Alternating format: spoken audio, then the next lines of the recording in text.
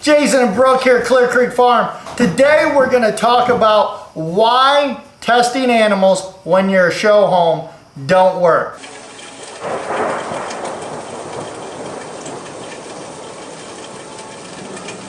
So most people, when they're talking about testing, they're talking about CL, CAE, and Johne's. For us, one of the reasons why testing don't work for us is every time you take your animals out and about to shows and stuff like that, you're basically exposing them to things you have no control over. Testing for us would be a every month thing to say that we have a disease-free herd. Even though we don't have no diseases around the farm, but that's the only way we could feel comfortable in telling you that our animals are disease-free. So when someone says that they have a clean, tested herd, it doesn't necessarily mean that they actually do. Especially if they show or they bring in outside animals, either from a private treaty sale or from a production sale.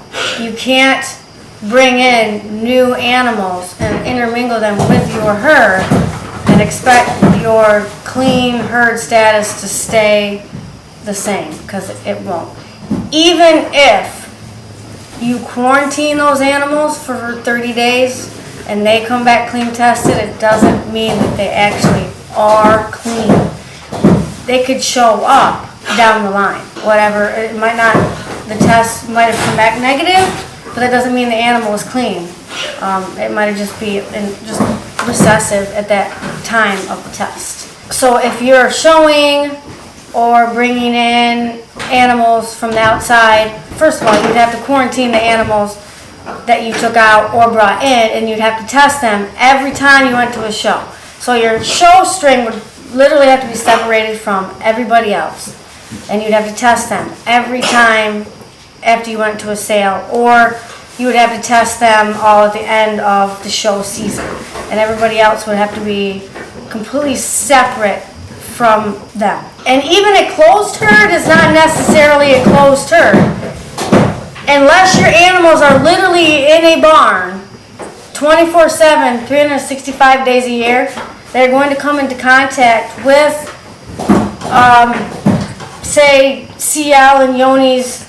Your animals are still going to come into contact with the pathogens of those diseases, because wild animals carry them. White-tailed deer are a very good example of that. So are birds. Starlings, if you have a lot of starlings on your farm, or house sparrows, they can carry it. Just because you have a closed herd and don't bring in any new animals, or you might bring in, let's say, a new herd sire every couple years and you have him tested before you put him in with your does, it doesn't mean that they're going to stay that way, especially if they're out on a pasture setting. You cannot say for 100% certainty that they actually are clean tested because of wildlife. And actually CL and stuff, only way you know you have CL is when it's active inside the body. If you actually vaccinate for CL, you're going to test positive for CL. If your animal don't have an active case internally, you're not going to end up showing up that you have CL. You're going to have the chance of getting CL, and there's no way to not have that chance. Yeah, even like I said earlier, even in a barn, if you have birds in your barn, you're still a chance of exposure. I know it's not a huge chance, because obviously birds fly and goats don't, but they're droppings. I mean, they poop everywhere. So if they're getting it, if they're droppings laying into the feed, well, there you go. If you get white-tailed deer into your pastures, there you go. I don't understand the terminology of a clean, tested, closed herd, because it's not really feasible. You can't really do it. It's not possible to actually have a clean, tested herd. And I also don't really understand why everyone is... Johne's is one that I would never want to have, but I guess the other two, CAE and CL, they're not unmanageable. I mean, you can manage them if you happen to get them in your herd. It's not something where you have to freak out and sell everything and call everything and, oh, I gotta bleach everything. No, you don't. Number one, CL lives in the ground for like 30 years, so you can't get rid of it once you have it anyway. It's just too many people believe it's a death sentence to their goats if they get it. It's not. And with Yonis, they basically, that came from a dairy goat side. For years, they never even tested for it in boar goats until we started using a lot of recips and stuff like that. Should you test your recips? Should you check them for CAE and Yonis? Most definitely, because you don't want to take and spend the money on a flush and then take and bring in animals that are already infected.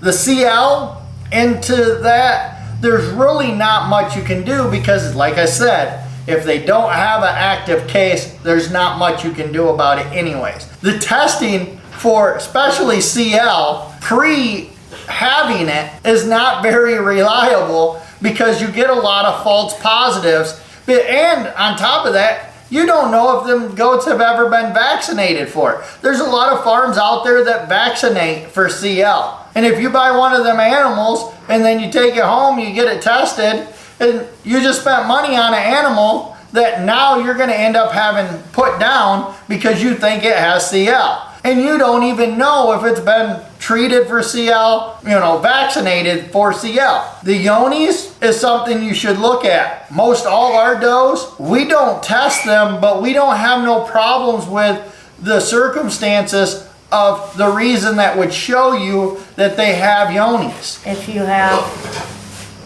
you have an unthrifty doe that you've dewormed and she's had all her vitamins, all her minerals, and she just will not gain weight.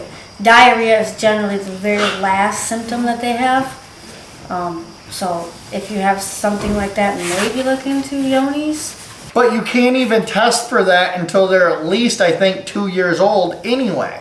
So if you're buying a doe that they said is tested for Yonis and she's 6 months old, you can't even test for it because they see it in the fecal matter as a shedding. So it sheds so much of this biomaterial that they can tell if it has it. For us, testing don't work. It's not that it doesn't work, it just doesn't make sense for us to test because we take our goats to shows and we're bringing in outside genetics. Like we just took 4 does up to a friend's house. We'd have to have all them tested, and we just move around too much. And if you're only testing once a year, that's fine if that's what you want to do. And I mean, it's inexpensive to do it once a year, but if we had to test them every month, if we had to test multiple animals once a month, it gets a little pricey. So testing for us just don't work with our program. Don't rely on somebody telling you that clean, disease-free herd because you never know. I know somebody that just ran into it. They bought a goat from somebody. They said that it's a disease-free tested herd, and not even 6 months from then, they had a CL lump, or what could have been a CL lump. There's not much you can do about it. If you went back to the people and stuff, they're gonna say, nope, you didn't get that from here. Where CL usually pops up is when they're being stressed out, is how CL actually will pop up. If they've been tested free, clean, if they've been stressed out and they've been exposed to it, it might have not showed up in the test already, but because they were stressed, moving, whatever, the CL lump pops up. There's not much you can do about it. Only thing you can do is either decide that you're gonna take care of the problem or put the animal down. That's a decision that you have to make. I'm gonna add, I know I've seen a lot of people talking about CL. A lump on your animal does not necessarily mean your animal has CL. Abscesses can form from many different things. CDT vaccine sites can cause abscesses. So if you gave your doe or your animal, it doesn't necessarily have to be a doe, but your animal, CDT vaccine, and they get a lump, more than likely it's a vaccine reaction, and it's perfectly normal. Tooth abscess will also cause a big abscess on the jawline. We've had that. Nasty tooth abscess, big old, tooth abscess, big old lump on the jaw. Get rid of the tooth abscess and the lump goes away. Puncture wound will also cause abscesses. If your animal has a lump, do not freak out and go, oh my gosh, I got CL, I gotta call everything, oh no. No, if you're that concerned about it, if you can aspirate anything out of it, have it cultured, have it tested. More than likely, if you can't aspirate anything out of it, it's not CL. It's just a regular old abscess. So I would not be too concerned or freak out if your goat has a lump. Manage it, deal with it, and find out what it is for sure before you take them to the sale barn. If it's not popped open, it hasn't exposed nobody to it, especially with CL. Make sure you pull them off to the side, quarantine them, whatever you want to do. If you want to ship them right away, ship them right away. Myself, I'm not going to spend $300, $400, $500 or $4,000 or $5,000 for an animal to send down the road just because it had a lump on it that you don't know what it is. Most likely, if you've ever brought sale barn goats to your property, one of them probably had it. Did it ever abscess? Come onto your property? Who knows? You don't know, really. Especially on CL. It's something that you really have to watch over, look at, and decide what your point of action is for that type of situation. Yeah, for CL, other goats cannot get it from manure. They can't get it from urine. They can't get it from snot. They can't get it from eye secretions. The only way they can actually get it is if an abscess pops open and sprays the surrounding area. So if the pus is still encapsulated in the abscess, you're fine. You just have to deal with the actual abscess before it bursts open. And when it comes down to yonis, only thing you can do is test for it. Most likely, unless you got a goat that's 2-3 years old, you're not going to know if they have it or not. So testing young goats is basically pointless because unless you know exactly where that line of goat came from, they've tested to make sure that them goats don't have it at the time that you got that goat. Who knows? Testing is great when you bring in recips that are older, so that way you're using them. But to basically be scared of this, making sure, oh my gosh, I can't buy a buck from somebody because they don't test their whole herd, is no reason for that. Or buying a doe from somebody because they don't test their whole herd. If they show any, they've been exposed to a lot of things. There's not much you're going to be able to do about it except buy animals that's never been out, never done nothing, and you're not going to grow your herd very good because you're going to have the same old genetics is all you're going to have. And as far as CAE goes, that is also manageable. That is not something that you need to freak out about either. We don't want this stuff in our herds. I'm not saying that you should want it or you should, be okay with it. That's not what I'm saying at all. I'm just saying it's not a reason to get rid of everything. CAE, basically they get it through, the kids get it through the milk. If you have a buck kid and you weather him, you don't have to worry about it at all. But if you have a doe that you know has CAE, all you gotta do is pull her kids and bottle feed them, and they won't get it. It's another disease that's not unmanageable. The only one that really kind of scares me a little bit is yonis, because that is a little on the unmanageable side. Because once you get it, you can't get rid of it. It's there forever. And especially if you don't catch it before it comes around, it's going to be spread all over your property. It all comes from the fecal matter that is secreted when they have diarrhea or actually even poop. Yeah, it doesn't have to be diarrhea. It can be pellets too. And we're not addressing this because we have a problem here on our farm.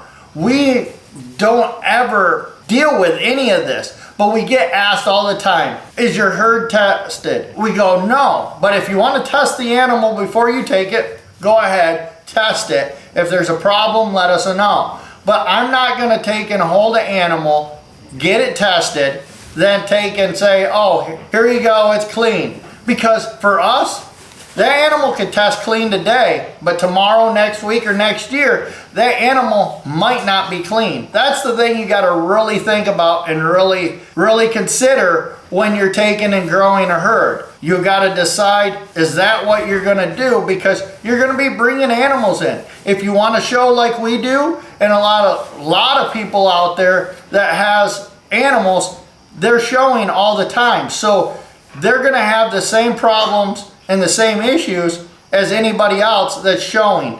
And if you want good quality animals, most of them are in the show ring, or their offspring's been in the show ring.